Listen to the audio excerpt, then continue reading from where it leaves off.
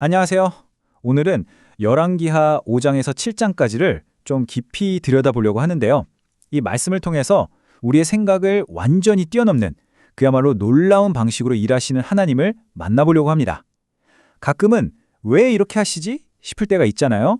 바로 그분의 계획 속에 숨겨진 깊은 뜻을 한번 같이 따라가 보겠습니다. 자, 본격적으로 이야기를 시작하기 전에요. 이 질문 하나를 마음속에 딱 품고 따라오시면 훨씬 더 깊은 묵상이 될 것 같아요. 하나님의 방법이 내 기대랑 다를 때 나는 과연 어떻게 반응하는가? 이 질문이 오늘 우리가 나눌 이야기 전체를 꿰뚫는 아주 중요한 핵심 주제가 될 겁니다. 자, 그럼 첫 번째 이야기 열왕기하 5장으로 한번 들어가 보겠습니다. 여기엔 나아만이라는 정말 대단한 인물이 등장하는데요. 그가 겪는 아주 개인적인 시험에 관한 이야기가 담겨 있습니다. 그는 모든 걸 다 가진 사람처럼 보였지만 사실은 자기 힘으로는 도저히 해결할 수 없는 거대한 문제를 안고 있었죠. 나아만의 삶을 보면요. 정말 극과 극의 모습이 공존해요. 겉으로 보기엔 아람 군대 총사령관, 굉장한 권력을 가진 사람이죠. 하지만 그 화려한 갑옷 속에는 혼자서는 절대 해결할 수 없는 나병이라는 끔찍한 병을 숨기고 있었던 겁니다. 근데 여기서 진짜 놀라운 포인트가 있어요. 성경이 뭐라고 말하냐면 열왕기하 5장 1절에 여호와께서 전에 그를 통하여 아람을 구원하게 하셨습니다. 이렇게 기록하고 있거든요. 아니, 이스라엘의 하나님께서 이방 나라인 아람의 장군에게 승리를 주셨다니? 이게 무슨 뜻일까요? 바로 하나님의 다스리심이 이스라엘이라는 한 나라에만 국한되는 게 아니라 온 세상을 향해 있다는 걸 아주 분명하게 보여주는 거죠. 하나님의 이 위대한 구원 계획이 대체 어디서부터 시작됐는지 한번 보세요. 왕이나 장군, 이런 대단한 사람들이 아니었어요. 바로 포로로 잡혀온 이름도 없는 어린 소녀의 작은 믿음의 말 한마디에서 이 모든 일이 시작됩니다. 하나님은요, 바로 이렇게 세상이 보기에는 가장 작고 연약해 보이는 존재를 통해서 그분의 위대한 일을 이루어 가시는 분입니다. 자, 나아만은 엄청난 기대를 품고 진짜 먼 길을 왔잖아요. 그런데 엘리사는 얼굴 한번 안 보여주고 사자를 통해서 아주 간단한, 어찌 보면 좀 모욕적으로 들릴 수도 있는 처방을 툭 던집니다. 열왕기하 5장 10절 말씀인데요. 너는 가서 요단강에 몸을 7번 씻으라. 내 살이 회복되어 깨끗하리라. 네, 이게 전부였어요. 나아만은 그 말을 듣고 격분합니다. 화가 머리끝까지 난 거죠. 왜 그랬을까요? 그 분노의 뿌리에는 바로 그의 교만이 있었습니다. 내가 누군데 이 위대한 장군인 나에게 선지자가 직접 나와서 막 극적인 의식을 해야지. 이게 뭐야? 이런 생각을 했던 거죠. 하나님은 당연히 이렇게 일하셔야 해 라는 자기만의 틀에 갇혀서 하나님의 방식을 그냥 거부해버린 겁니다. 그런데 여기서 정말 놀라운 변화가 일어납니다. 처음엔 그렇게 분노했지만 곁에 있던 지혜로운 종들의 조언에 귀를 기울이면서 자신을 낮추기 시작해요. 그리고 마침내 말씀에 순종해서 요단강에 몸을 7번 담갔을 때 어떻게 됐을까요? 열왕기하 5장 14절을 보면 그의 살이 어린아이 살처럼 깨끗하게 회복되는 기적이 일어납니다. 여기서 핵심은 이거예요.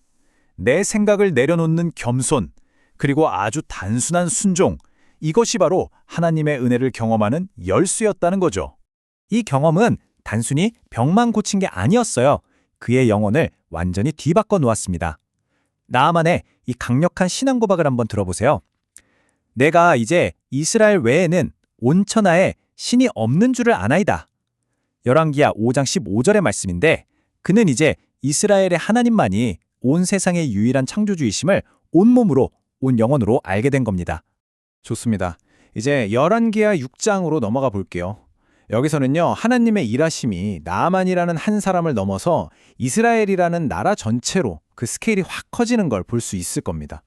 아람 왕이 이스라엘을 공격하려고 아무리 비밀스럽게 작전을 짜도 하나님께서는 엘리사를 통해 그 모든 계획을 미리 다 이스라엘 왕에게 알려주십니다. 이건 뭘 보여줄까요? 인간의 그 어떤 치밀하고 완벽해 보이는 전력도 모든 것을 아시는 하나님 앞에서는 그냥 다 드러날 수밖에 없다는 사실을 아주 명확하게 보여주는 장면이죠.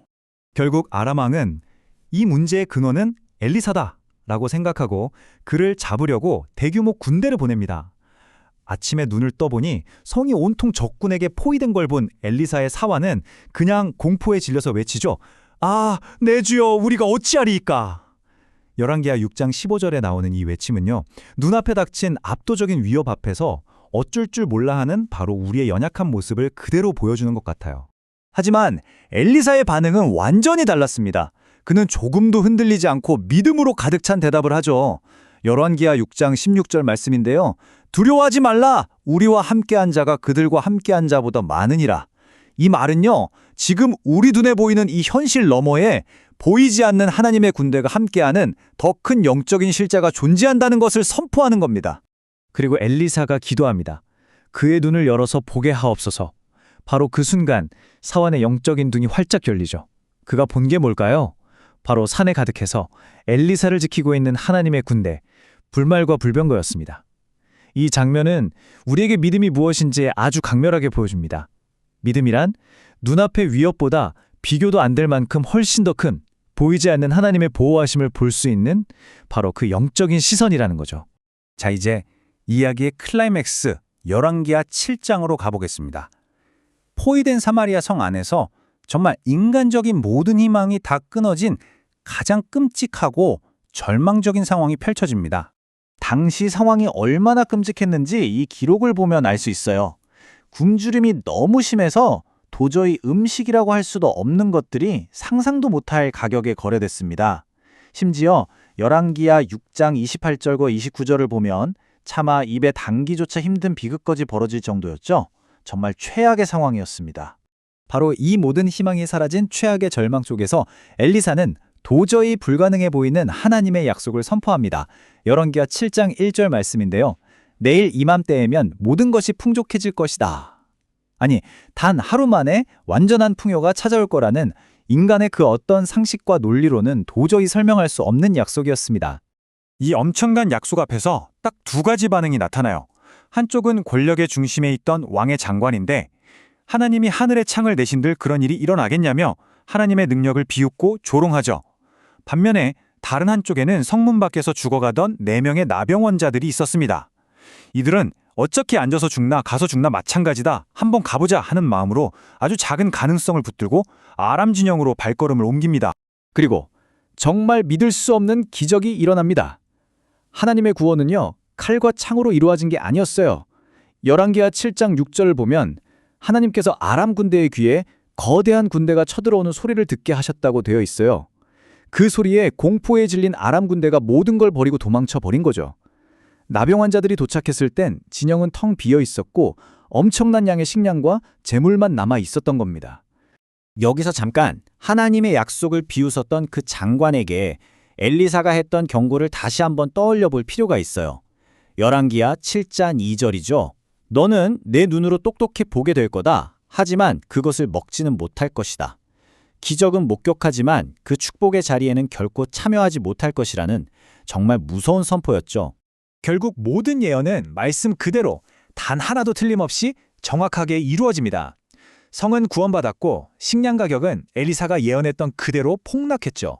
그리고 바로 그 기쁨과 혼돈의 현장에서 하나님의 약속을 의심했던 그 장관은 성문으로 미친 듯이 몰려드는 사람들에게 밟혀서 비극적인 최후를 맞이합니다. 열왕기하 7장 20절은 믿음과 불신이 가져오는 결과가 얼마나 극명하게 다른지를 이보다 더 명확하게 보여줄 수는 없을 겁니다. 자, 그럼 지금까지 살펴본 열왕기하 5장에서 7장까지의 이 흥미진진한 이야기들을 통해서 오늘을 살아가는 우리가 삶에서 꼭 붙잡아야 할 신앙의 핵심 원리들을 한번 정리해 보겠습니다. 자, 그럼 오늘 이야기의 핵심들을 좀 정리해 볼게요. 첫 번째, 하나님의 은혜는요, 교만이 아니라 겸손한 순종을 통해서 온다는 거예요. 나아만처럼 내 생각, 내 기준을 내려놓을 때 바로 그때 기적이 시작됩니다. 두 번째는 믿음이 뭔지에 대한 건데요. 믿음은 지금 내 눈앞에 보이는 현실 너머에 계신 보이지 않는 하나님의 보호하심을 신뢰하는 영적인 눈이라는 겁니다. 엘리사의 사환처럼 이 눈이 딱 열리는 순간 두려움은 그냥 사라져버리는 거죠. 그리고 세 번째, 하나님은 세상이 볼 때 작고 힘없고 보잘것없는 사람들을 통해 가장 놀라운 일을 하신다는 것. 이름도 없는 소녀나 죽어가던 4명의 나병 환자를 생각해 보세요. 마지막으로 이거 정말 중요한데요. 하나님의 약속은 반드시 이루어진다는 것. 그리고 그 약속을 믿지 못하는 불신은 눈앞에 차려진 축복의 밥상을 그냥 걷어차는 것과 같은 비극을 낳는다는 걸 꼭 기억해야 합니다.